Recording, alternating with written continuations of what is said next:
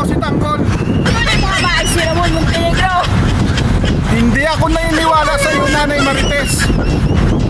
Si Rigor ang tatay ko. Ikaw po ba ang tunay kong ama? Ramon, sumagot ka. Marites, Nanay Marites, nabalitaan mo na ba yung nangyari kay Noy? Sinaksak siya ni Lena. Ayun siya. Ikaw ang pumatay. Hindi, si Lena ang pumatay. Ay. Maganda yung plot twist, hindi nila. Guys, yan yung topic ngayon namin ngayon ay kung ano na kaya ang mangyayari kay Tanggol. Ngayong nalaman niya na si Tito Nyoy niya ay sinaksak ni Lena. Anong mangyayari kaya yon? Kasi sinaksak ni Lena si Tito Nyoy, namatay. Siyempre, masakit. Masakit yun para kay Tanggol.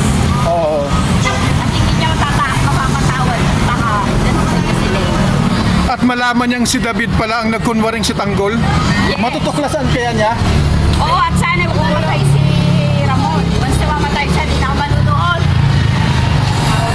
Tama, hindi dapat mamatay si Ramon Montenegro. Dahil sila nga ang makatulong kay Marites, pati na rin sa anak niyang si Tanggol. Sino kayang unang maaalis doon? Si Olga? Tulga na lang. Anong masasabi mo kay Olga at kay David? Kailan matatapos ang kanilang kasamaan? Sana matapos na. Paalam. Abangan. Opo, yan po. Buti na lang merong kaibigan na tunay si Marites na kino-comfort siya. Malaki talaga ang tulong ni Roda, guys. Lalong-lalo na kay kaibigan niyang, kay friend niyang si Marites. Roda, anong masasabi mo kay Marites, sa kaibigan mo? Wala, balita ako, hindi ako nagsasabi ng maganda Totoong- kay Marites. Totoong kaibigan mo talaga si Marites. Yun nga, guys. At ito nga yung kasama natin, guys. Siya talaga si Marites, guys, at saka si Roda. Ayan, sa likod. Oh. Yan.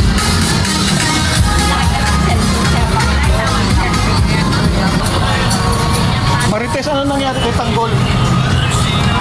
Ha? Roda, anong nangyari na yung kaibigan mo? Nagtatago siya ngayon. Nagtatago? Nagtatago sa lugar niya.